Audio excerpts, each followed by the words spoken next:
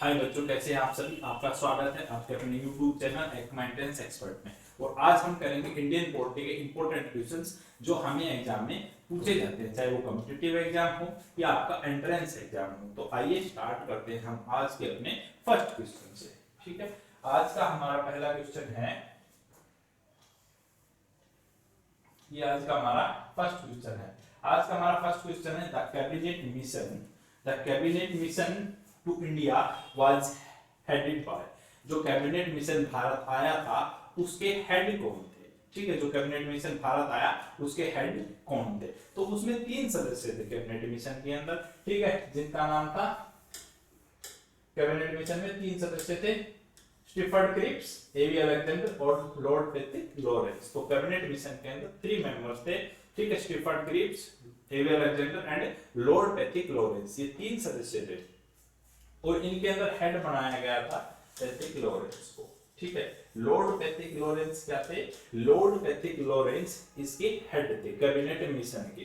कब आया था कैबिनेट मिशन? 1946। ठीक है, 1946 में कैबिनेट मिशन आया था। इसमें 3 सदस्य थे, वो मैंने आपको बताया, स्टीफर्ड क्रिप्स, एवी अलेक्जेंडर और lord Pethick Lawrence. Lord Pethick Lawrence को इसका हेड बनाया गया था। ठीक है, तो इसका राइट आंसर क्या आ जाएगा? सी। और आपको 2 नाम और याद रखने हैं। ठीक, आपसे क्वेश्चन ऐसे भी कर सकता है कि which of the following not a member of the cabinet mission.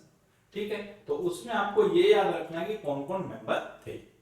Okay, तो 3 मेंबर थे उसके अंदर, स्टीफर्ड क्रिप्स, एवी अलेक्जेंडर और लॉर्ड पेथिक लॉरेंस। और लॉर्ड पेथिक लॉरेंस इसके हेड थे। आइए चलते हैं अपने आज के नेक्स्ट क्वेश्चन पे। नेक्स्ट क्वेश्चन है हमारा, the constitution of India was adopted by. Bharat के संविधान को किसके द्वारा अंगीकृत किया गया? ठीक है, तो इसका राइट आंसर क्या आ जाएगा? Constitutional assembly. कॉन्स्टिट्यूशनल असेंबली के द्वारा भारतीय संविधान को अंगीकृत किया गया था। ठीक है, तो इससे आपसे और क्या क्वेश्चन पूछे जा सकते हैं? इससे आपसे और क्या क्वेश्चन पूछे जा सकते हैं? ये आपसे पूछ सकता है कि भारतीय कॉन्स्टिट्यूशन को कब अडॉप्ट किया गया, यानी कि आपसे डेट पूछी जा सकती है। तो कब किया गया था? 26 नवंबर 1949। ठीक है, 26 नवंबर 1949 को भारतीय कॉन्स्टिट्यूशन को क्या किया गया था? अंगीकृत किया गया था। याद रखना, इसको पूर्ण रूप से लागू नहीं किया गया था, अंगीकृत किया गया। इसमें आपसे और क्वेश्चन क्या पूछ सकता है? और आपसे पूछ सकता है कि जब भारतीय संविधान को अंगीकृत किया गया, यानी अडॉप्ट किया गया 26 नवंबर 1949 को, तो उस समय आर्टिकल की संख्या कितनी थी?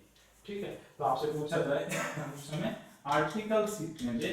तो आर्टिकल कितने थे? 395। ठीक है, 395 क्या थे बच्चों? आर्टिकल्स थे। ठीक है, और आपसे पूछ लिया जाएगा कि शेड्यूल की संख्या कितनी थी। क्या शेड्यूल की अगर आपसे संख्या पूछी जाए तो उस समय 8 शेड्यूल थे। ठीक है, और आपसे अगर पार्ट पूछ लिया जाए कितने पार्ट थे, तो 22 पार्ट थे। ठीक है, 395 आर्टिकल्स थे, 8 शेड्यूल और 22 पार्ट्स थे। अब आपसे और क्या क्वेश्चन कर सकता है ये एडॉप्टेशन के ऊपर ही। ठीक है, आपसे पूछा जा सकता है, और अगर आपसे पूछा जा सकता है कि उस समय मेंबर कितने थे। ठीक है, तो टोटल मेंबर जो प्रेजेंट थे उस समय, ठीक है, प्रेजेंट मेंबर ठीक of constitutional assembly, present member of CA का मतलब कॉन्स्टिट्यूशनल असेंबली 284, 284 मेंबर 26 नवंबर 1949 को प्रेजेंट थे। ठीक है, तो 26 नवंबर 1949 को 284 मेंबर प्रेजेंट थे। और आपसे पूछा जा सकता है कि जैसे मैंने यहाँ पे लिखा कि आपके आर्टिकल्स, तो एट प्रेजेंट की अगर आपसे बात की जाए तो आर्टिकल्स अब तो 400 प्लस हो गए, लेकिन जो मेन आर्टिकल्स थे उस टाइम तो 395। तो इसके अंदर आपसे शेड्यूल अगर बात की जाए तो शेड्यूल की संख्या हो गई है 12, और पार्ट अपने कितने हैं? पार्ट कॉन्स्टिट्यूशन के अंदर 22। ठीक है, तो आपसे अगर ये पूछ ले जाए मूल संविधान में पहले थे, तो उस समय जब हमने कॉन्स्टिट्यूशन को अडॉप्ट किया 26 नवंबर 1949 को, तो आर्टिकल 395 थे, शेड्यूल 8 थे, पार्ट 22। अब आर्टिकल 395, शेड्यूल 12 और पार्ट 22। ठीक है, ये पूछ ले जाए उस समय कितने मेंबर कॉन्स्टिट्यूशनल असेंबली के प्रेजेंट थे, तो 284। ठीक है, इसमें और आपसे क्या चीजें पूछी जा सकती है? यहीं से आपसे क्वेश्चन था कि एडॉप्टेशन का था। आपसे पूछ लिया जाए कि when the constitution of India came into force, ठीक है, वर्ड आपको दिया जाए क्या कि केम इनटू फोर्स, ठीक है, केम इनटू फोर्स, पूर्ण रूप से भारतीय संविधान को कब लागू किया गया, तो इसका राइट आंसर आ जाएगा आपका 26 जनवरी 1950। 26 जनवरी 1950 को भारतीय संविधान को पूर्ण रूप से लागू किया गया था, ठीक है। तो चलिए बच्चों, आज के हम अपने नेक्स्ट क्वेश्चन पे चलते हैं। हमारा नेक्स्ट क्वेश्चन है the constitutional assembly for undivided India first met on. ये कॉन्स्टिट्यूशनल असेंबली की तब की बात कर रहा है जब इंडिया का डिवीजन नहीं हुआ था, तो उनकी पहली मीटिंग कब हुई, पहली बार वो कब मिले, ठीक है। तो इसका राइट जो आंसर आएगा वो क्या आ जाएगा 9 दिसंबर 1946। और आपसे क्या बातें कर सकता है वो, इसमें पूछा गया है कि अभी पीछे हमने पढ़ा कि कौन आया था, कैबिनेट मिशन, कैबिनेट मिशन के हिसाब से क्या बनाया गया कॉन्स्टिट्यूशनल असेंबली, और उसकी फर्स्ट मीटिंग कब हुई, तो उसकी जो फर्स्ट मीटिंग हुई थी वो 9 दिसंबर 1946 को हुई थी। इस मीटिंग के अंदर बच्चों मुस्लिम लीग ने बायकॉट कर दिया, ठीक, मुस्लिम लीग बायकॉट, मुस्लिम लीग इस मीटिंग के अंदर शामिल नहीं हुई, मुस्लिम लीग ने इस मीटिंग का बहिष्कार किया। और इस मीटिंग से आपसे क्या क्वेश्चन पूछ कर सकता है, आपसे पूछ सकता है कि प्रेसिडेंट कौन थे जब ये फर्स्ट मीटिंग हुई, इस दिन प्रेसिडेंट किसे बनाया गया था, तो टेम्परेरी प्रेसिडेंट बनाया गया था बच्चों डॉक्टर सच्चिदानंद सिन्हा को।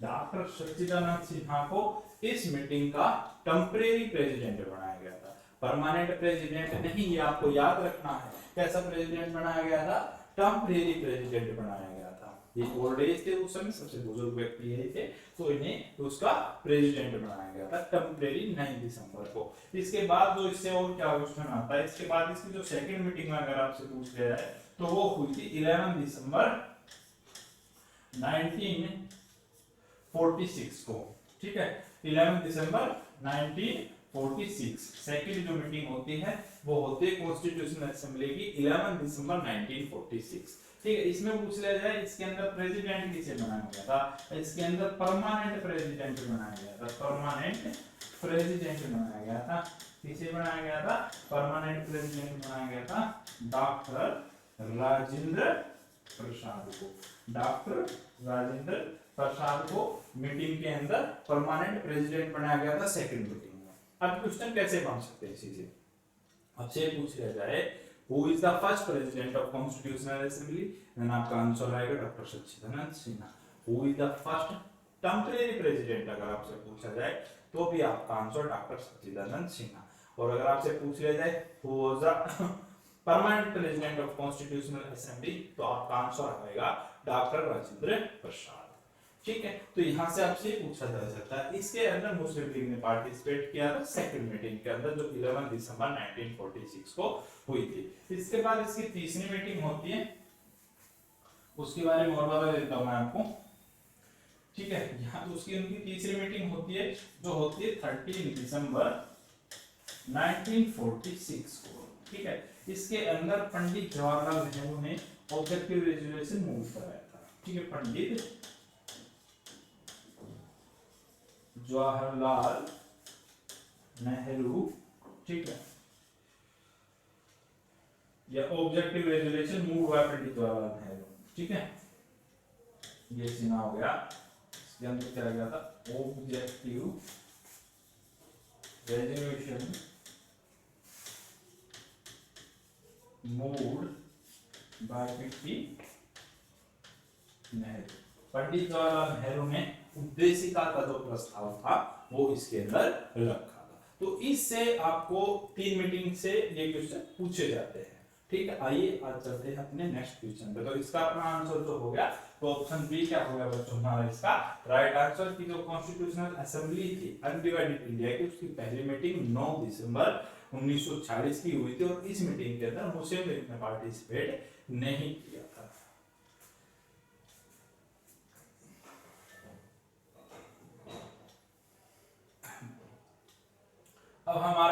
नंबर 4 आता है। क्वेश्चन नंबर 4 में आपसे कहा गया है who among the following was the constitutional advisor to the Constitutional Assembly of the India. Who among the following was the constitutional advisor to the Constitutional Assembly of the India? भारतीय संविधान के सलाहकार कौन थे? ठीक है, भारतीय संविधान के सलाहकार कौन थे? तो बच्चों इसका राइट आंसर क्या आएगा? इसका राइट आंसर आएगा doctor M N Rao. Doctor M N Rao भारतीय संविधान के सलाहकार थे।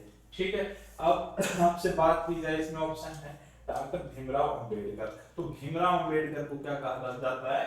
Father of constitution. आपसे पूछ भी लिया जाता है फादर ऑफ कॉन्स्टिट्यूशन। ठीक है, फादर ऑफ कॉन्स्टिट्यूशन किसे कहा जाता है? डॉक्टर भीमराव अंबेडकर को।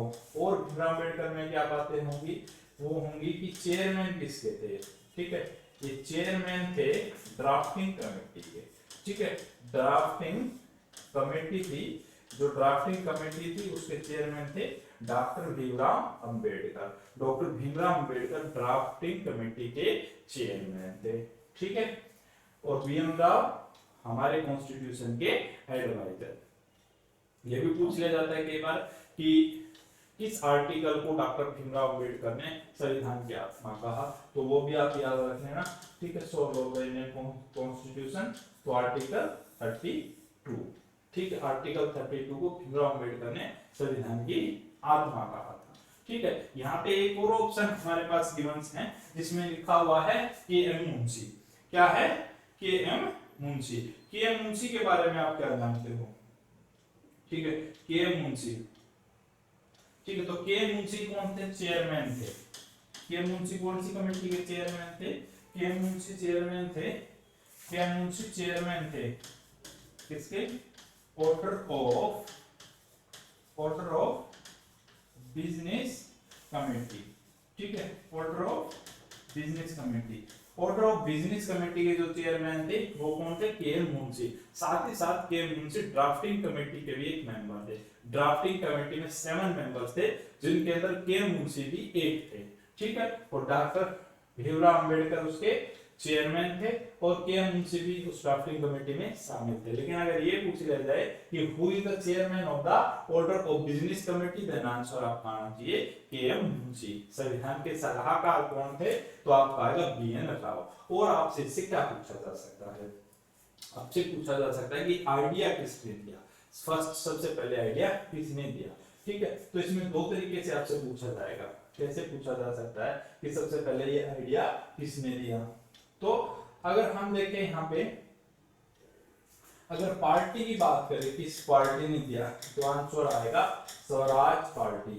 स्वराज पार्टी। ठीक है, स्वराज पार्टी ने 1924 के अंदर, स्वराज पार्टी ने 1924 के अंदर। स्वराज पार्टी के फाउंडर कौन थे? मोतीलाल नेहरू और चित्तरंजन दास। ठीक है, और अब व्यक्ति का नाम पूछा जाए तो एम एन रॉय। व्यक्ति का नाम अगर आपसे पूछा जाएगा तो आंसर क्या आ जाएगा आपका? M N Roy. M N Roy 1934 में। कब दिया था इन्होंने? 1934 में। तो ये इस क्वेश्चन से रिलेटेड और क्वेश्चंस थे जो आपकी मदद करेंगे आपके एग्जाम में। ठीक है, तो चलिए अब हम चलते हैं आज के अपने नेक्स्ट क्वेश्चन की तरफ।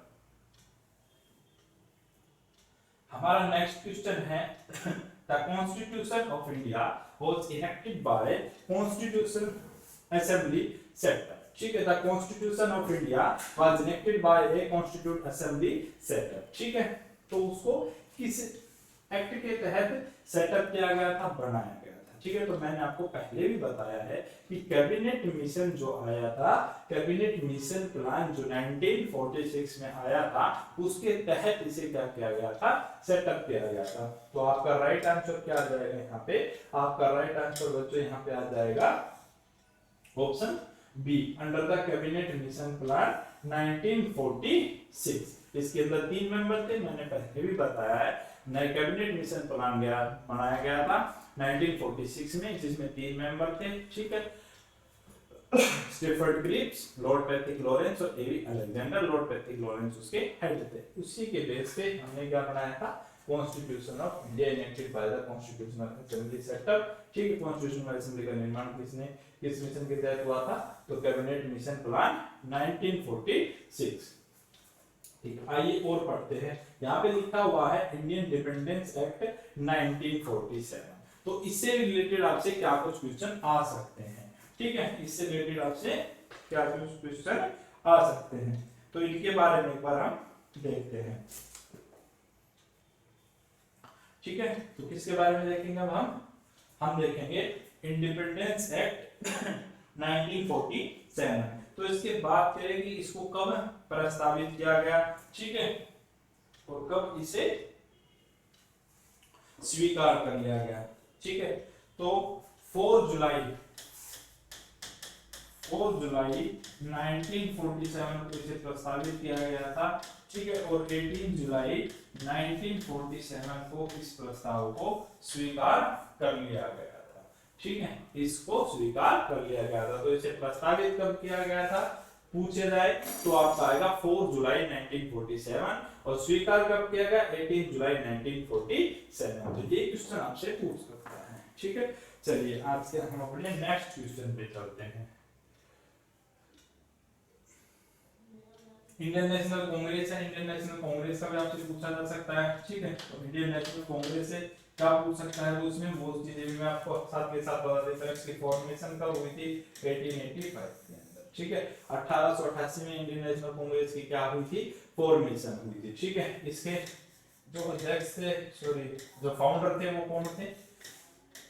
इंडियन नेशनल कांग्रेस के जो फाउंडर थे वो कौन थे? ए.ओ. ह्यूम। ठीक है, इंडियन नेशनल कांग्रेस के फाउंडर कौन थे? ए.ओ.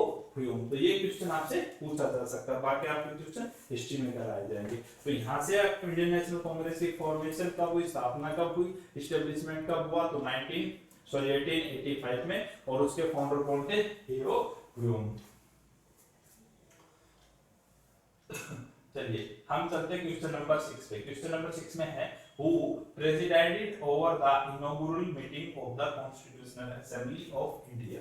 ये मैंने अभी आपको थोड़ी देर पहले भी बताया था कि जब भारतीय कॉन्स्टिट्यूशनल असेंबली यानी संविधान सभा की जब मीटिंग होती है तो उसके प्रेसिडेंट कौन होते हैं। तो यहाँ को ये नहीं लिखा हुआ है कि परमानेंट प्रेसिडेंट कौन थे, आपको लिखा हुआ है यहाँ पे कि प्रेसिडेंट कौन थे, यानी कि आपसे फर्स्ट ही पूछा गया है।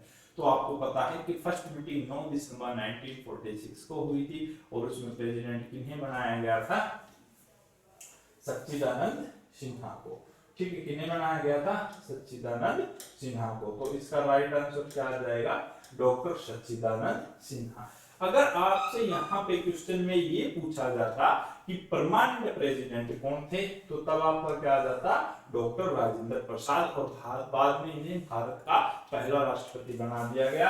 किस तारीख को इन्हें राष्ट्रपति बनाया गया था? 24 जनवरी 1950।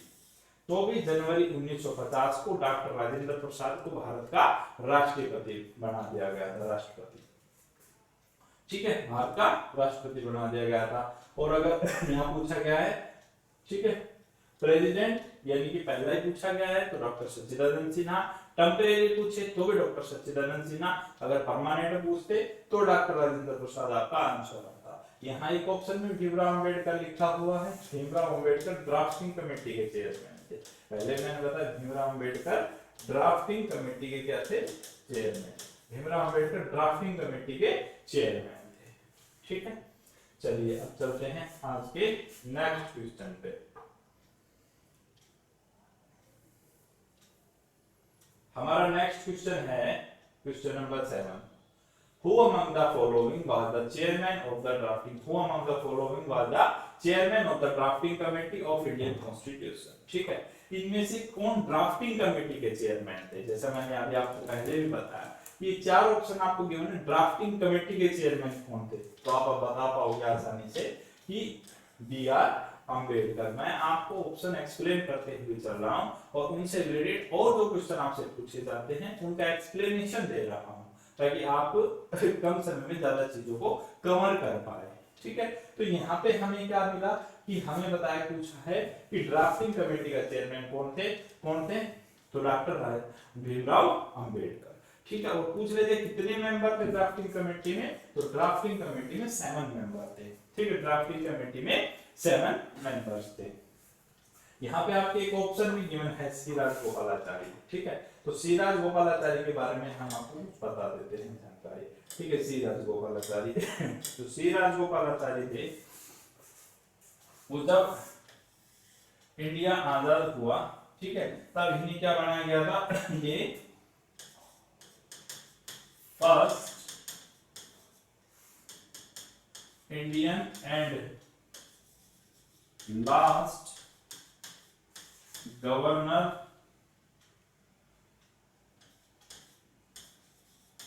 General of India. ठीक है, ये पहले भारतीय गवर्नर जनरल थे, इंडिया के पहले भारतीय गवर्नर जनरल थे और लास्ट गवर्नर जनरल थे। क्योंकि अगर हम बात करें तो यहाँ पे पहले भारतीय गवर्नर जनरल थे, इससे पहले सारे अंग्रेज हुए थे, और ये जो थे वो पहले भारतीय गवर्नर जनरल थे, ठीक है, इंडिया के, और लास्ट गवर्नर जनरल थे इंडिया के। ठीक है, आगे चलते हैं हम।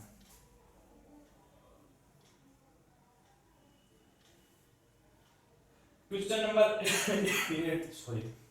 8 कहता है who was the president of constitutional assembly. ठीक है, जब आपके पास ऑप्शन 4 है, ठीक है, यहाँ जवाहरलाल नेहरू, राजेंद्र प्रसाद, भीमराव अंबेडकर, सी राजगोपालाचारी, यहाँ आपको ऑप्शन में डॉक्टर सच्चिदानंद सिन्हा गिवन नहीं है, तो आपका जो आंसर आएगा वो क्या आना चाहिए, आपका जो आंसर आना चाहिए वो आएगा डॉक्टर राजेंद्र प्रसाद। ठीक है, तो कॉन्स्टिट्यूशनल असेंबली के जो प्रेसिडेंट थे वो कौन थे, डॉक्टर राजेंद्र प्रसाद।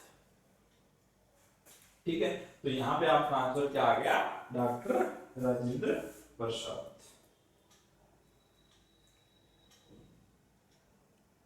ठीक है, तो अब हम आगे पढ़ेंगे नेक्स्ट।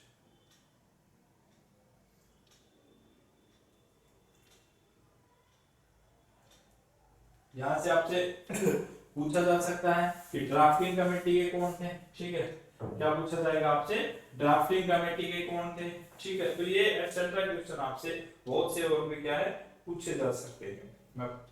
अभी आप इनको एक बार पढ़िए।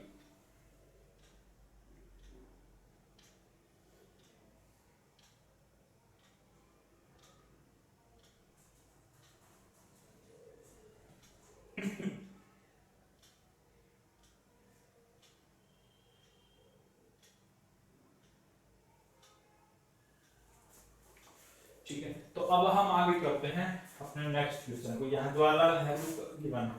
ठीक है, जवाहरलाल नेहरू के बारे में हम क्या जानते हैं, जवाहरलाल नेहरू क्या थे, first prime minister of India. ठीक है, जवाहरलाल नेहरू भारत के पहले प्रधानमंत्री थे। ठीक, जवाहरलाल नेहरू भारत के पहले प्रधानमंत्री थे। ठीक है, तो यहाँ से जवाहरलाल नेहरू के बारे में क्या है कि जवाहरलाल नेहरू भारत के पहले प्रधानमंत्री थे।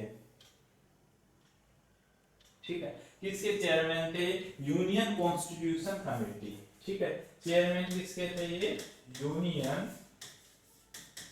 Constitution committee. ठीक है, यूनियन कॉन्स्टिट्यूशन कमेटी के क्या थे, ये चेयरमैन। चेयरमैन कौन सी कमेटी के थे, चेयरमैन थे यूनियन कॉन्स्टिट्यूशन कमेटी के। तो यूनियन कॉन्स्टिट्यूशन कमेटी के चेयरमैन कौन थे, जवाहरलाल नेहरू।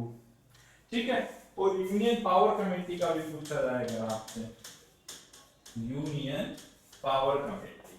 ठीक है, यूनियन पावर कमेटी, तो यूनियन पावर कमेटी का भी आपसे पूछा जाए तो उनके भी चेयरमैन जवाहरलाल नेहरू थे। तो जवाहरलाल नेहरू से क्या आप क्वेश्चन बनते हैं कि देश के पहले क्या थे, प्राइम मिनिस्टर थे। ठीक है, सबसे लंबा ड्यूरेशन था इनका टाइम पीरियड। उसके बाद ये चेयरमैन किन किन कमेटी हो गए थे, यूनियन कॉन्स्टिट्यूशन कमेटी और यूनियन पावर कमेटी के क्या थे, ये चेयरमैन थे। ठीक है, तो अब हम नेक्स्ट क्वेश्चन पे चलते हैं। और भीमराव अंबेडकर के बारे में मैंने आपको बता दिया कि ये क्या थे, ड्राफ्टिंग कमेटी के चेयरमैन थे। ठीक है, और फादर ऑफ कॉन्स्टिट्यूशन है। और सी राजगोपालाचारी ये भारत के पहले और लास्ट गवर्नर जनरल, पहले भारतीय थे जो इंडिया के गवर्नर जनरल बने थे, ठीक है, और वैसे अकॉर्डिंग टू सीरीज ये लास्ट गवर्नर जनरल थे, ठीक है। तो चलिए अब हम नेक्स्ट क्वेश्चन पे चलते हैं।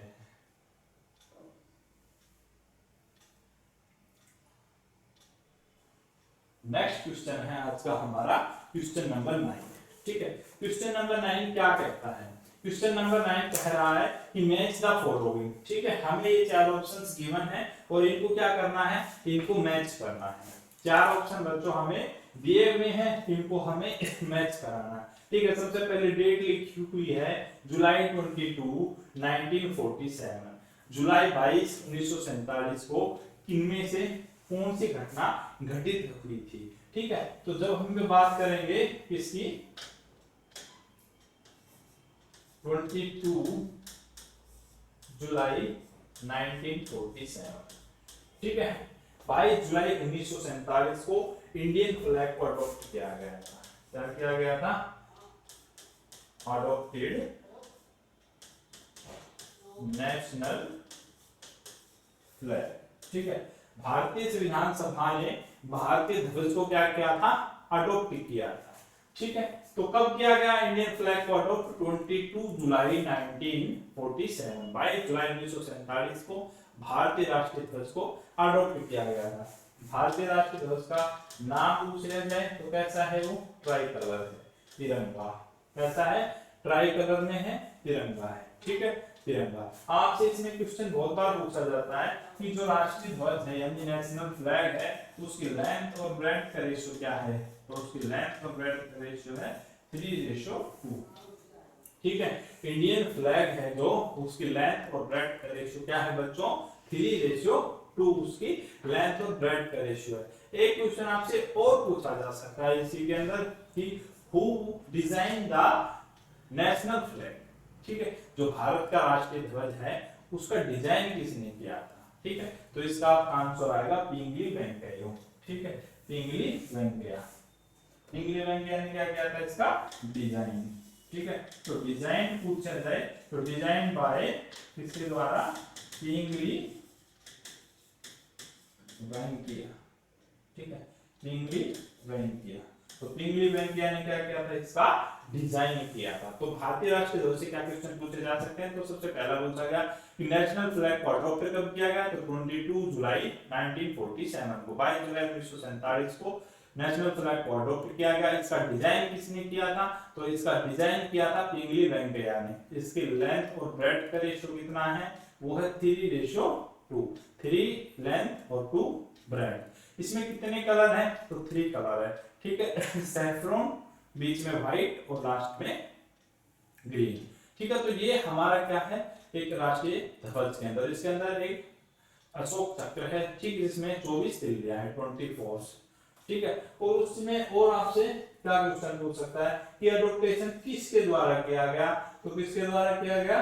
कॉन्स्टिट्यूशनल असेंबली के द्वारा इसे अडॉप्ट किया गया था।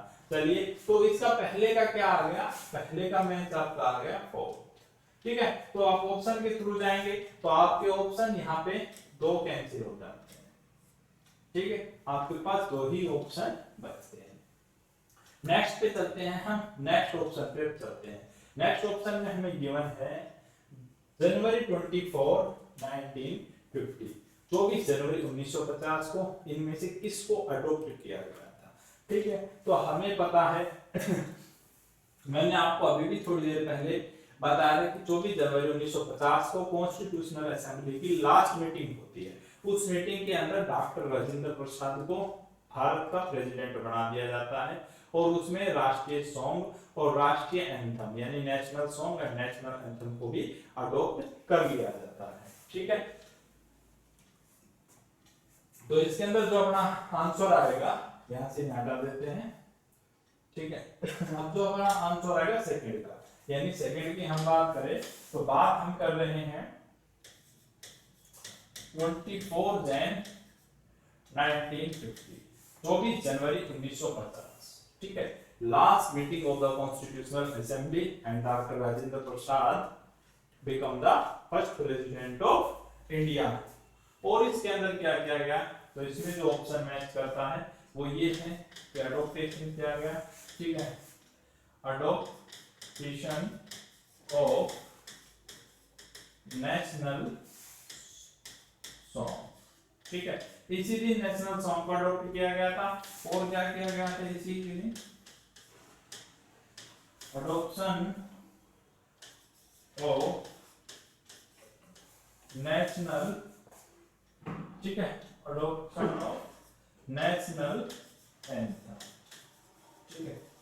राष्ट्रीय गीत और राष्ट्रीय गान दोनों को अडॉप्ट किया गया था। राष्ट्रीय गीत और राष्ट्रीय गान दोनों को अडॉप्ट 24 जनवरी 1950 को किया गया था। आपसे ये भी पूछ सकता है कि जो राष्ट्रीय गीत है वो कौन सा है, ठीक है। तो जो हमारा राष्ट्रीय गीत है वो है वंदे मातरम, ठीक है। राष्ट्रीय गीत का नाम है वंदे मातरम, जबकि अपना जो राष्ट्रीय गान है वो है जन गण मन, यानी कि नेशनल एंथम। नेशनल एंथम क्या है, जन गण मन।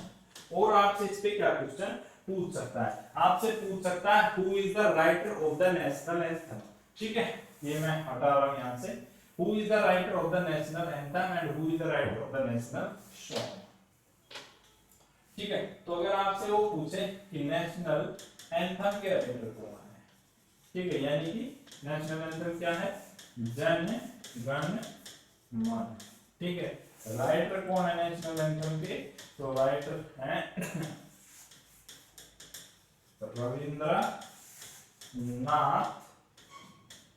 टैगोर, ठीक है। रविंद्रनाथ टैगोर इसके राइटर है। आपसे अगर नेशनल सॉन्ग का नेशनल सॉन्ग पूछ लिया जाए तो नेशनल सॉन्ग है वंदे मातरम, ठीक है। और इनके राइटर कौन है, ठीक है, इनके राइटर है बंकिम चंद्र चटर्जी, ठीक है। बंकिम चंद्र चटर्जी इनके क्या है, राइटर हैं, किसके, सॉन्ग के, ठीक है। और एंथम के राइटर कौन है, रविंद्रनाथ टैगोर, रविंद्रनाथ टैगोर। तो ये इंपॉर्टेंट क्वेश्चन है जो आपसे क्या है बच्चों पूछे जाते हैं, इंपॉर्टेंट क्वेश्चन है जो आपसे पूछे जाते हैं।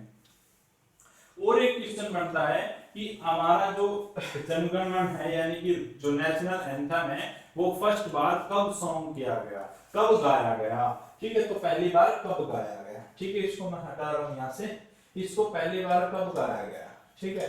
तो 1911 में, 27 दिसंबर 1911 दिल्ली दरबार में जॉर्ज पंचम यहाँ पे आए थे, ठीक है। जॉर्ज पंचम, ठीक है, जॉर्ज फिफ्थ और उनकी मैडम यहाँ पे जब आई हुई थी तो दिल्ली दरबार में 27 दिसंबर 1911 को ये गाया गया था, ठीक है। और किस अधिवेशन में, कांग्रेस के किस अधिवेशन में पूछ लिया जाए तो कांग्रेस के कोलकाता अधिवेशन में, ठीक है। बाद में इसे दिल्ली दरबार में गाया। कांग्रेस का अधिवेशन पूछे तो कोलकाता, टाइम पूछे आपसे, डेट पूछ ली जाए, ठीक है, तो आपका क्या आएगा 27 दिसंबर 1911। ये आपसे क्वेश्चन इसमें पूछे जा सकते हैं। और चलते हैं अब हम अपने नेक्स्ट की तरफ, यानी कि यहां से हमें पता चला है, ठीक है। तो इसका क्या होगा, फर्स्ट ए का हो गया 4, बी का हो गया 1, ठीक है। तो आंसर ए आएगा कंफर्म है, लेकिन और जानकारी हम देखते हैं, ठीक है। यहाँ पे हमें जो थर्ड ऑप्शन गिवन है 26 जनवरी 1950, 26 जनवरी 1950, ठीक है। तो 26 जनवरी 1950, 26 जनवरी 1950 को किसको अडॉप्ट किया गया था, ठीक है। तो इसका अडॉप्शन आएगा, अडॉप्शन ऑफ नेशनल एंथम, ठीक है। नेशनल एंथम को क्या किया गया था, अडॉप्ट किया गया था, कब, 26 जनवरी 1950, 26 जनवरी 1950 को, 26 जनवरी 1950 को, ठीक है। जो राष्ट्रीय एम्बलम है, प्रतीक है, उसे क्या किया गया था, अडॉप्ट किया गया था, अंगीकृत किया गया था, ठीक है, जो है लॉइंग कैपिटल। और आपसे क्या क्वेश्चन इसमें पूछे जा सकते हैं। नेक्स्ट आपका गिवन है इसके अंदर ऑप्शन, ठीक है, क्या है 22 मार्च 1957, ठीक है। 22 मार्च 1957, ठीक है। तो 22 मार्च 1957 को क्या किया गया था, जो अडोप्शन है ऑफ नेशनल कैलेंडर, ठीक है। राष्ट्रीय कैलेंडर को कब अडॉप्ट किया गया, 22 मार्च 1957 को, ठीक है। 22 मार्च 1957 को नेशनल फ्लैग को क्या किया गया, अडॉप्ट किया गया। तो ये आपके इस एक क्वेश्चन से इतने सारे और क्वेश्चन बने जिनका मैंने आपको एक्सप्लेनेशन दिया है, ठीक है। तो चलिए आज के अपने नेक्स्ट क्वेश्चन पे चलते हैं। हमारा आज का नेक्स्ट क्वेश्चन है the design of national flag was adopted by Constitutional Assembly of India, ठीक है। अभी अभी जस्ट हमने किया है कि जो नेशनल फ्लैग है उसके डिजाइन को कॉन्स्टिट्यूशनल असेंबली ने कब अडॉप्ट किया, ठीक है। तो कब अडॉप्ट किया था, 22 जुलाई 1947 में। तो यहाँ ऑप्शन अपना क्या है, सी, जुलाई 1947, ठीक है। जुलाई 1947 में इसको क्या किया गया था, अडॉप्ट किया गया था। इसका एक्सप्लेनेशन मैं आपको दे चुका हूं। नेक्स्ट क्वेश्चन है हमारा क्वेश्चन नंबर 11, ठीक है। क्वेश्चन नंबर 11 क्या कहता है, the crown took the government of India into its own hand by, ठीक है। जो ब्रिटिश क्राउन था उसने जो भारत है उसको अपने हाथों में कर लिया, ठीक है। तो इसमें कहा गया है कि यानी कि जो क्राउन का प्रशासन करने का जो तरीका था, तो डायरेक्ट पहले कंपनी प्रशासन करती थी, वो प्रशासन किसके हाथ में चला गया, वहां के क्राउन के हाथ में चला गया।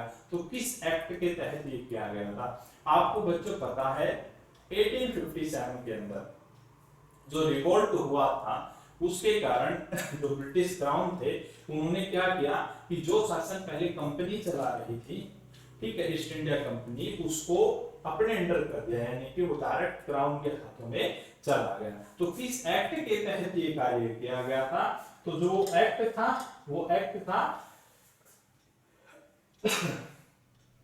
गवर्नमेंट ऑफ इंडिया एक्ट 1858, यानी कि option B, government of India act 1858। इसके अंदर क्या क्या कार्य किए गए वो एक बार हम अब देख लेते हैं, ठीक है। क्या क्या कार्य किए गए वो अब हम देखेंगे गवर्नमेंट एक्ट के तहत।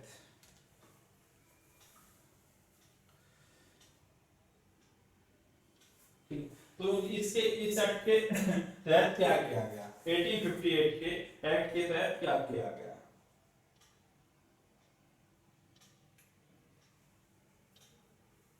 ठीक है। तो जो भारत का शासन था वो कंपनी से कहां चला गया, क्राउन के हाथ में। पहला कार्य क्या था इसके द्वारा कि जो इंडिया गवर्नमेंट का शासन था, जो भारत का शासन था, वो कहां चला गया, कंपनी से क्राउन के हाथ में, ठीक है। दूसरा इसके अंदर क्या किया गया, जो गवर्नर जनरल ऑफ इंडिया थे, ठीक है, सॉरी, जो गवर्नर जनरल थे उनका पद क्या बना दिया, वाइसराय बना दिया गया।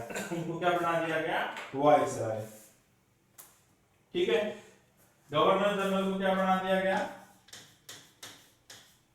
गवर्नर जनरल को क्या बना दिया गया, वाइसराय। गवर्नर जनरल को वाइसराय बना दिया गया, ठीक है। तो जो पूछा जाए आपसे लास्ट गवर्नर जनरल कौन थे, लास्ट गवर्नर जनरल, ठीक है। तो लास्ट गवर्नर जनरल कौन थे, लास्ट गवर्नर जनरल, ठीक है। तो लास्ट गवर्नर जनरल थे और first viceroy. Last governor general first viceroy कौन थे, बताओ बच्चों जल्दी, ठीक है। लास्ट गवर्नर जनरल और फर्स्ट वाइसराय कौन थे, आंसर दो।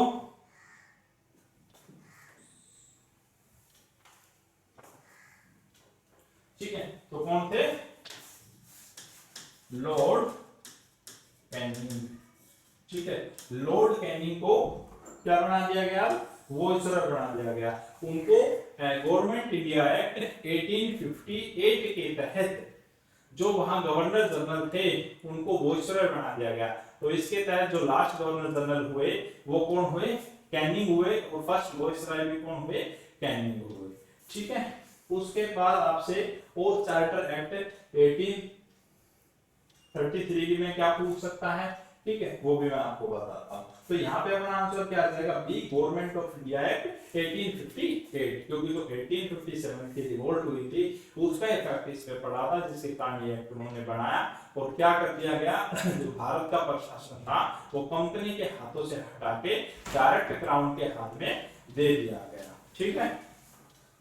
और गवर्नर जनरल के पद को हटा के वाइसरॉय कर दिया गया। और लास्ट गवर्नर जनरल कौन हुए, कैनिंग हुए। और फर्स्ट वाइसरॉय भी कौन हुए, कैनिंग हुए, ठीक है। अब देखिए हम आगे देखते हैं और क्या क्या चीजें हुई, ठीक है। अब हम अगर बात करें चार्टर एक्ट 1833, ठीक है, चार्टर एक्ट 1833, ठीक है। चार्टर एक्ट अगर 1833 की बात की जाए तो चार्टर एक्ट 1833 में क्या क्या चीजें थी, ठीक है। चार्टर एक्ट 1833 के अंदर,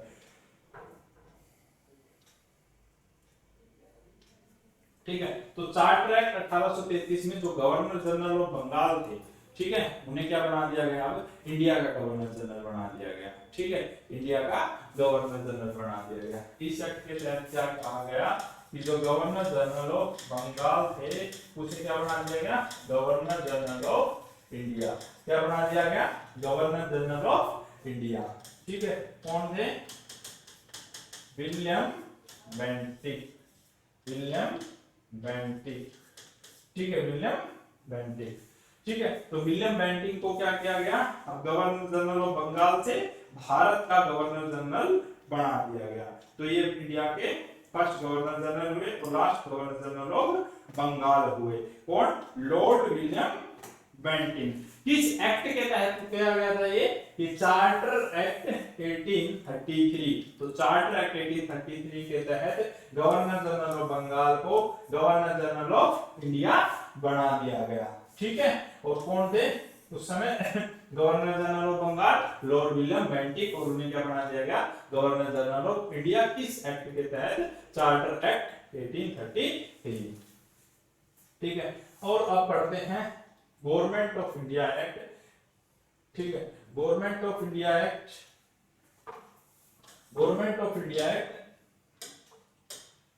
गवर्नमेंट ऑफ इंडिया एक्ट 1935, ठीक है। भारतीय जो गवर्नमेंट एक्ट है 1935, ठीक है। 1935 के बारे में क्या क्या चीजें हुई, ठीक है। तो 1935 में ये हमारे जो संविधान का है, जो जो धाराएं ली गई हैं वो सब यहीं से ली गई है। उस चीज का क्या है, ब्लूप्रिंट है। इसी एक्ट के तहत, ठीक है, separation of Burma, separation of Burma from India, ठीक है। बर्मा यानी म्यांमार, म्यांमार को गवर्नमेंट इंडिया एक्ट 1935 के तहत भारत से अलग बना दिया गया, ठीक है। एक अलग देश बना दिया गया। पहले बर्मा भी भारत का हिस्सा था, लेकिन चार्टर एक्ट 1935 के तहत बर्मा को इंडिया से अलग कर दिया गया, ठीक है। किस एक्ट के तहत, चार्टर एक्ट 1935 के तहत। और इसके अंदर मेन चीजें क्या की गई, बाइकैमरल प्रोविंसेस को क्या कर दिया गया, बाइकैमरल बना दिया गया। क्या बना दिया गया, बाइकैमरल कर दिया गया। क्या कर दिया गया, बाइकैमरल कर दिया गया, ठीक है। बाइकैमरल द्विस्तरीय कर दिया गया। कितना कर दिया गया बच्चों, द्विस्तरीय कर दिया गया। 11 में से 6 प्रोविंसेस जो थी उनको बाइकैमरल कर दिया गया, ठीक है, द्विस्तरीय कर दिया गया, बाइकैमरल कर दिया गया। जिसमें दो हिस्से कर दिए गए, लेजिस्लेटिव असेंबली और लेजिस्लेटिव काउंसिल, ठीक है। क्या क्या कर दिया गया, लेजिस्लेटर असेंबली एंड सेकंड क्या कर दिया गया इसे, लेजिस्लेटर काउंसिल, ठीक है। लेजिस्लेटर असेंबली और लेजिस्लेटर काउंसिल क्या कर दिया गया बच्चों से, बाइकैमरल कर दिया गया। तो इसी एक्ट के तहत गवर्नमेंट ऑफ इंडिया एक्ट 1935 के तहत ही बर्मा को इंडिया से अलग किया गया। इसी एक्ट के तहत प्रोविंसेस जो थी उनको क्या कर दिया गया, बाइकैमरल कर दिया गया, ठीक है। 11 में से 6 को, जिनके अंदर क्या कर दिया गया, बाकियों को क्या रखा, यूनिकैमरल, ठीक है, बाकी सारी यूनिकैमरल रही, लेकिन बायकैमरल कर दिया गया 6 को, जिनमें से लेजिस्लेटिव असेंबली और लेजिस्लेटिव काउंसिल बना दिए गए। ठीक है, और इससे आपसे क्या क्वेश्चन पूछे जा सकते हैं? ठीक है, और इससे आपसे क्या क्वेश्चन पूछे जा सकते हैं? इसी एक्ट के तहत एस्टेब्लिशमेंट किया गया किसका? रिजर्व बैंक का। इसी एक्ट के तहत एस्टेब्लिशमेंट किया गया रिजर्व बैंक ऑफ इंडिया, यानी कि मैं शॉर्ट फॉर्म में लिखूं तो RBI, Reserve Bank of India का एस्टेब्लिशमेंट किस एक्ट के तहत हुआ था? Government India act 1935। Reserve Bank of India का establishment government of India act 1935। Government of India act 1935 के तहत क्या बनाया गया था? RBI बनाया गया था। ठीक है, क्या बनाया गया था बच्चों? RBI की स्थापना की गई थी। ठीक है, और क्या किया गया? और क्या किया गया था? थ्री फोल्ड डिवीजन किया गया। इसी के तहत थ्री फोल्ड डिवीजन किया गया, जिसके अंदर फेडरल लिस्ट बनाई गई, प्रोविंशियल लिस्ट बनाई गई। फेडरल लिस्ट, प्रोविंशियल लिस्ट, ठीक है, और कॉन्करेंट लिस्ट बनाई गई। ये 3 लिस्ट बनाई गई, मैं लिख देता हूं। ठीक है, इसी के तहत थ्री फोल्ड किए गए, जिसके अंदर क्या बनाया गया? फेडरल, ठीक है, प्रोविंशियल एंड कॉन्करेंट।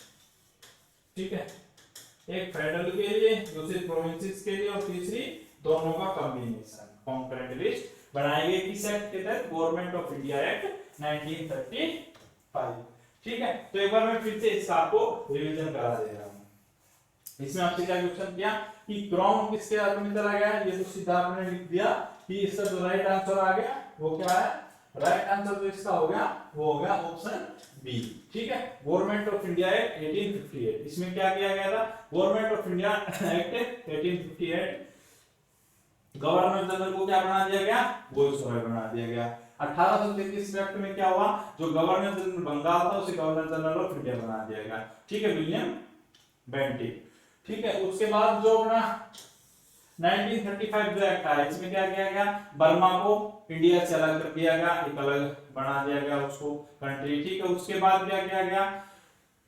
जो प्रोविंसेस थी उनको बायकैमरल कर दिया गया। 11 में से 6 प्रोविंसेस को, बाकी को यूनिकैमरल रखा गया। बायकैमरल में कॉन्स्टिट्यूशन, लेजिस्लेटिव असेंबली और लेजिस्लेटिव काउंसिल 2 इसके कर दिए गए उनको। थ्री फोल्ड सिस्टम किया गया, यानी एक में अपना जो हो गया फेडरल हो गया था। ठीक है, फेडरल लिस्ट बनाई गई, दूसरी प्रोविंशियल लिस्ट बनाई गई, और तीसरी कॉन्करेंट लिस्ट, जिसमें फेडरल और प्रोविंसेस दोनों काम करें। ठीक है, तो ये आपसे इसमें क्वेश्चन पूछे जा सकते थे 4 ट्रैक से। चलिए अब चलते हैं अपने नेक्स्ट क्वेश्चन पे। हमारा नेक्स्ट क्वेश्चन है, which of the following was adopted from the Maurya dynasty in the emblem of government of India? किसको मौर्य डायनेस्टी के एम्ब्लम को भारत सरकार ने रखा, अडॉप्ट किया, अंगीकृत किया? तो इसका राइट आंसर क्या आ जाएगा? इसका राइट आंसर आ जाएगा फॉर लॉयंस। फॉर लॉयंस अभी हमने पढ़ा था ना। ठीक है, तो एम्ब्लम है, राष्ट्रीय एम्ब्लम, वो क्या है? Lion Capitals. ठीक है, लॉयन कैपिटल। तो किसे अडॉप्ट किया गया? For lions. तो इसमें यहाँ पे लिखा हुआ है सत्यमेव जयते। इससे आपसे क्वेश्चन पूछा जाता है कि सत्यमेव जयते कहां से लिया गया है। ठीक है, तो ये कहां से लिया गया है? मुंडका उपनिषद। ठीक है, किससे लिया गया है? इसे मुंडका उपनिषद से। सत्यमेव जयते को कहां से लिया गया है? मुंडका उपनिषद से लिया गया है। ठीक है, चलिए आज के अपने नेक्स्ट क्वेश्चन पे चलते हैं। क्वेश्चन नंबर 13 में हमारा क्वेश्चन नंबर 13 कहता है, Who among the following is known as the father of the Indian Constitution? ये क्वेश्चन मैंने आपको पहले करा दिया, उसमें जब एक्सप्लेनेशन दिया था तो मैंने बताया था कि जो इंडियन कॉन्स्टिट्यूशन है, ठीक है, उनका फादर, भारतीय संविधान का पिता किसे कहा जाता है? तो डॉक्टर भीमराव अंबेडकर। और मैंने बताया था अगर फादर ऑफ नेशन पूछे तो महात्मा गांधी।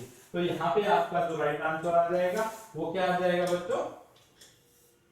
डॉक्टर भीमराव अंबेडकर। अगर महात्मा गांधी का नाम आए तो ये कौन थे? फादर ऑफ नेशन है। ठीक है, राष्ट्रपिता। ठीक है। राष्ट्रपिता कौन है? महात्मा गांधी। जवाहरलाल नेहरू कौन थे? First PM of India.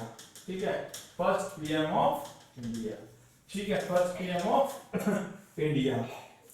ठीक है, वल्लभ भाई पटेल के बारे में बात करें, मैंने इनको एक्सप्लेन पहले भी कर दिया है पीछे। वल्लभ भाई पटेल की बात करें तो ये अपने थे फर्स्ट वॉइस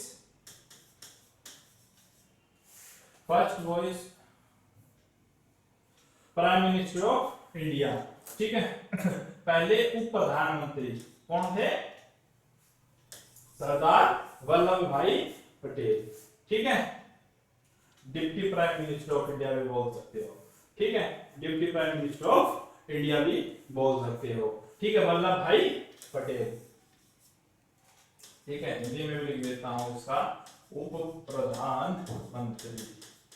ठीक है, उप प्रधानमंत्री। और क्या थे ये? First home minister. ठीक है, फर्स्ट होम मिनिस्टर। ठीक है, पहले गृह मंत्री। भारत के पहले गृह मंत्री भी कौन थे? वल्लभ भाई पटेल। और वल्लभ भाई पटेल से क्या पूछा जाता है तो इन्हें क्या कहा जाता है? आयरन मैन, लौह पुरुष। ठीक है, लौह पुरुष of India.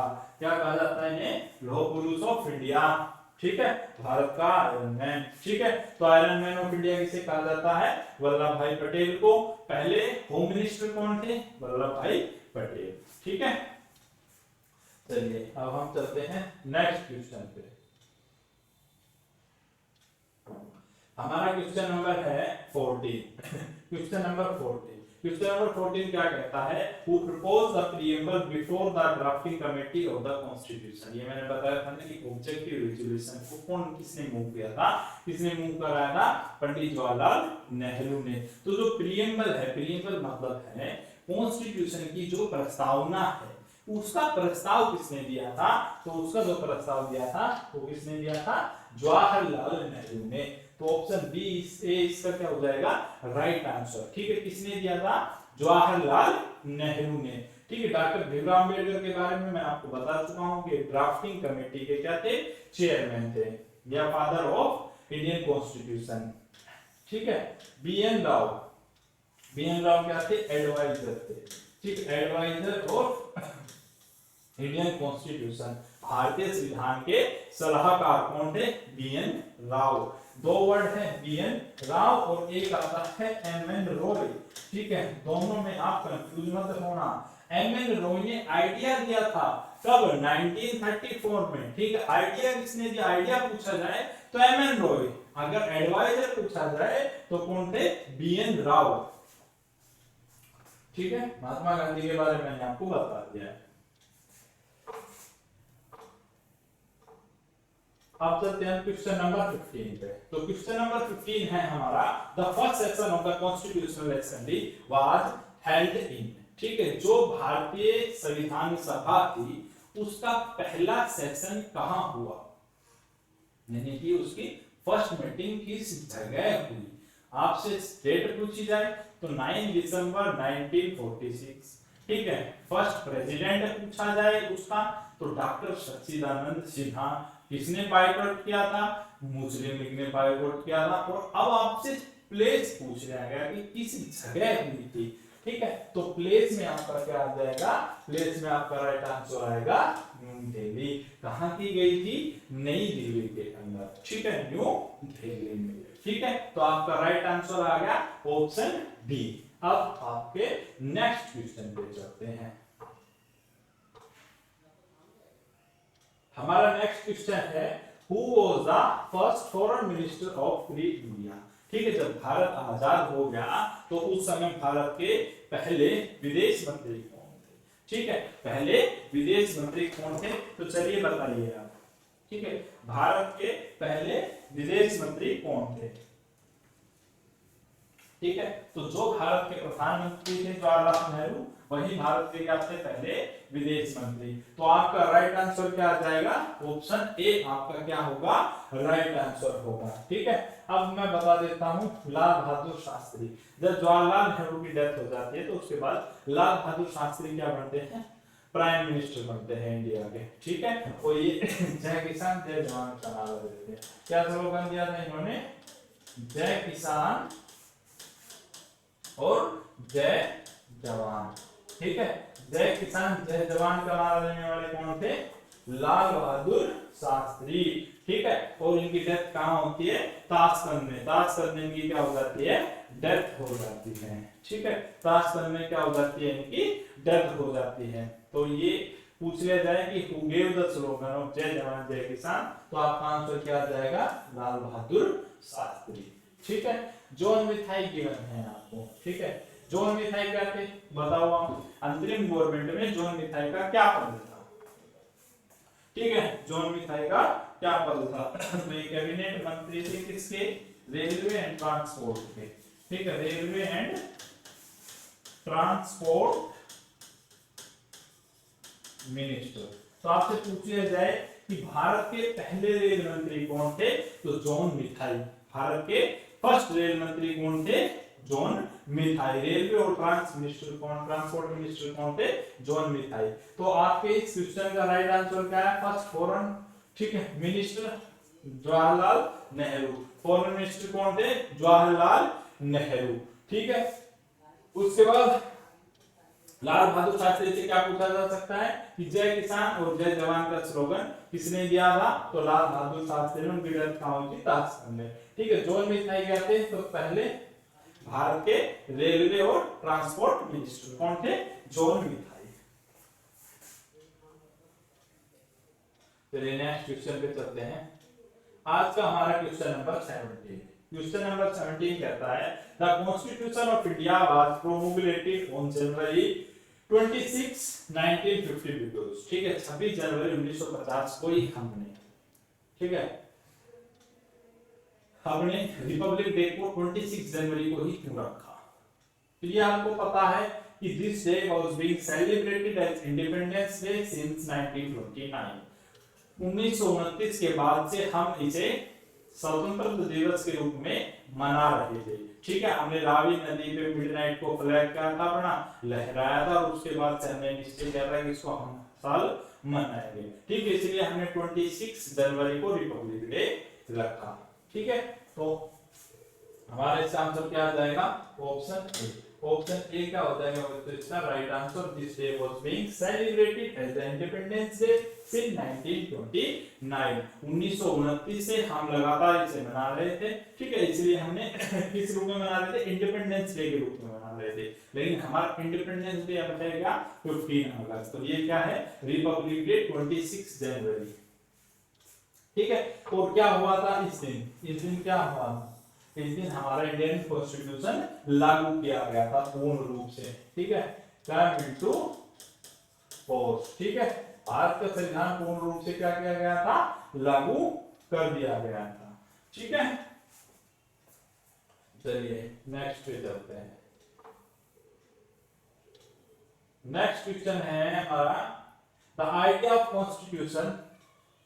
The idea of Constitution of India was first of all given by। देखो ये अभी मैंने आपको थोड़ी देर पहले बताया था कि अगर आइडिया किसने दिया, व्यक्ति का नाम पूछे एमएन रॉय 1934, अगर आपसे पार्टी पूछे स्वराज पार्टी 1924। तो इसका आपका राइट आंसर क्या आ गया बच्चों? आपका जो राइट आंसर आया वो क्या आ जाएगा? एमएन रॉय। ठीक है, तो फर्स्ट किसने दिया ये आइडिया? एमएन रॉय ने दिया था। ठीक है, महात्मा गांधी के क्या है? Mahatma Gandhi father of nation है। ठीक है, अम्बेडकर क्या है? फादर ऑफ इंडियन कॉन्स्टिट्यूशन है। दूसरे ड्राफ्टिंग कमेटी के चेयरमैन थे।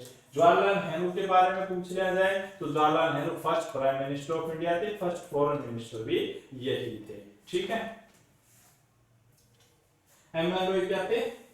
फर्स्ट आइडिया जो दिया एमएन रॉय ने। और अगर पार्टी का नाम पूछा जाए तो यहाँ पे आ जाएगा स्वराज पार्टी। ठीक है, स्वराज पार्टी। ठीक है, किसने स्थापित की थी स्वराज पार्टी? मोतीलाल नेहरू और चित्तरंजन दास ने। ठीक है, तो चलिए अब हम चलते हैं नेक्स्ट क्वेश्चन पे।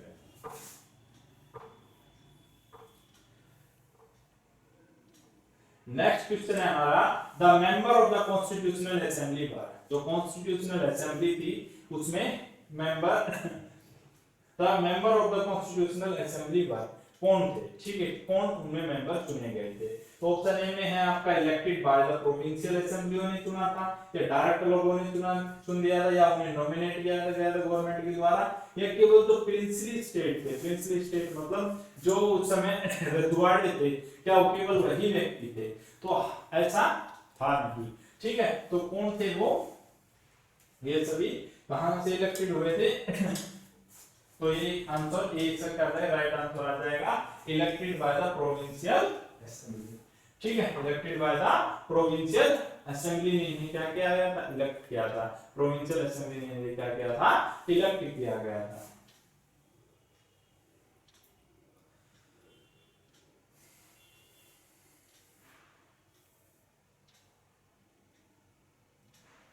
अब बात आती है हमारा आज का last question, who among the following was not a member of the constitutional assembly established in July 1946। इनमें से चार ऑप्शन गिवन है, कौन कॉन्स्टिट्यूशनल असेंबली का मेंबर नहीं था, ठीक है।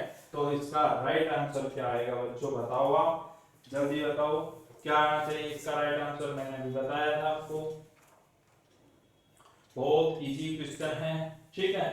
तो इसका राइट आंसर क्या जाएगा, महात्मा गांधी, ठीक है। महात्मा गांधी इसका क्या होगा राइट आंसर। तो याद रखना महात्मा गांधी कॉन्स्टिट्यूशनल असेंबली के मेंबर नहीं थे, जो जुलाई 1946 में फॉर्मेशन की गई थी उसके मेंबर महात्मा गांधी नहीं थे, उसके द्वारा इसे रीअसेंबल किया गया था, ठीक है।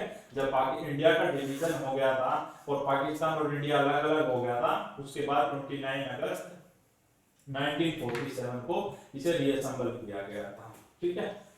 उसमें फिर हम आगे पढ़ेंगे। तो बच्चों कैसे लगे आज के क्वेश्चन, ठीक है। मैंने इन क्वेश्चनों का आपको एक्सप्लेनेशन भी दिया है, जो आपके हर एग्जाम में लगातार बार बार 40 से क्वेश्चन पूछे जाते हैं, तो आपके लिए ये वीडियो बड़ी हेल्पफुल होगी, ठीक है। तो इस वीडियो को पूरा देखिए, ठीक है, लाइक करिए, इसे शेयर करिए और सब्सक्राइब करिए, ठीक है, तो ताकि हम आपको, और बेल आइकन को जरूर दबाइए ताकि हमारी जो भी नई वीडियो डलती है, ठीक है, उसका आपको नोटिफिकेशन मिले और आप उसे देख पाए, ताकि आप हर एग्जाम को अपने कुछ जिसको भी आप तैयारी कर रहे हैं उसे क्रैक कर पाए, ठीक है। तो टेक केयर, अपना ध्यान रखिए और लगातार पढ़ते रहिए।